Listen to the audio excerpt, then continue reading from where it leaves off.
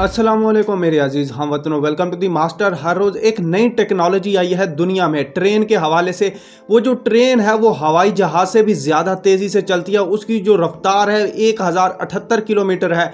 इस वक्त ये सऊदीया में शुरू हो चुकी है। ये सऊदीया का जो प्लान है, इस वक्त सऊदीया नंबर ले रहा है दुनिया में। क्या है? High speed train cuts travel between Mecca and Jeddah और मक्का के दरमियान जो टाइम है वो ट्रैवल है वो सिर्फ 5 मिनट का हो गया है। पहले जो 80 किलोमीटर से ज़्यादा सफ़र 70-80 किलोमीटर से ज़्यादा जो है वो बहुत ज़्यादा टाइम, लेकिन वो जो अब हुआ करेगा किसने 5 मिनट में। ये जो 2030 का प्लान है सऊदी अरेबिया, इस हवाले से सऊदी अरेबिया इस वक्त बहुत ज़्यादा तरक्की कर रहा है दुनिया में, और वो इसके से क्या लेना चाहता है इसके बारे में भी आपको डिटेल से बताऊंगा। ये जो टाइम पीरियड है 5 मिनट जो अचीव करना है, ये बहुत बड़ा माइलस्टोन है इंसानी हिस्ट्री में। पहले इंसान रहता था, सफ़र नहीं कर सकता था, घोड़े होते, गधे होते थे, गाड़ियाँ होती से सफ़र करता करता जहाज़, लेकिन जो ट्रेन टेक्नोलॉजी अब आ रही है इस वक्त ये बहुत ज़्यादा तेज़ होगी। जद्दा और मक्का 80 किलोमीटर का सफ़र जो 5 मिनट में तय करनी जा रही है, ये सऊदीया में होने। असल में क्या है? ये है हाइपरलूप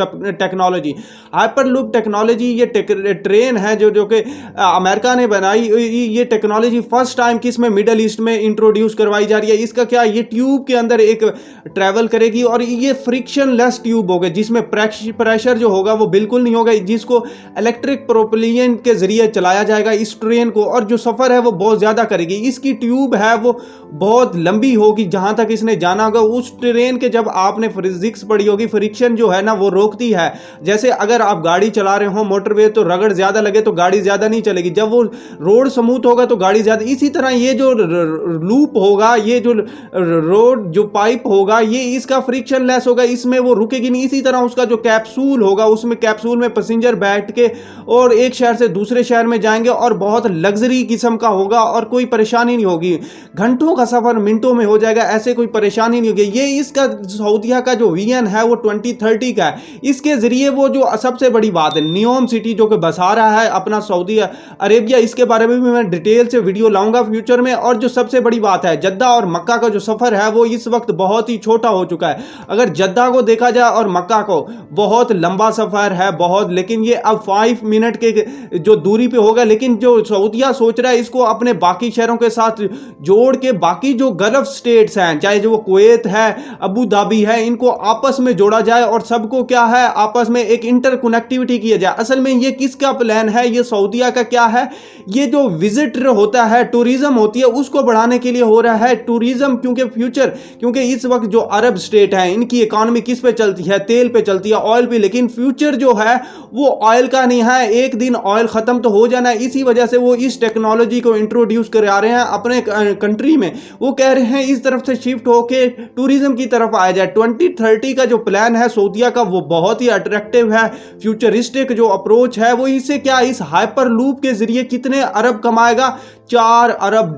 पाकिस्तान तो सिर्फ के पास इतने कौमी खजाने में होते हैं सारी इकॉनमी बचा के, लेकिन वो हाइपर लूप के जरिए $4 अरब रुपए कमाएगा जीडीपी एक साल में। और 1,24,000 जो लोगों को वो जॉब्स मिलेंगी, जॉब्स क्रिएशन होगी सिर्फ हाइपर लूप की वजह से।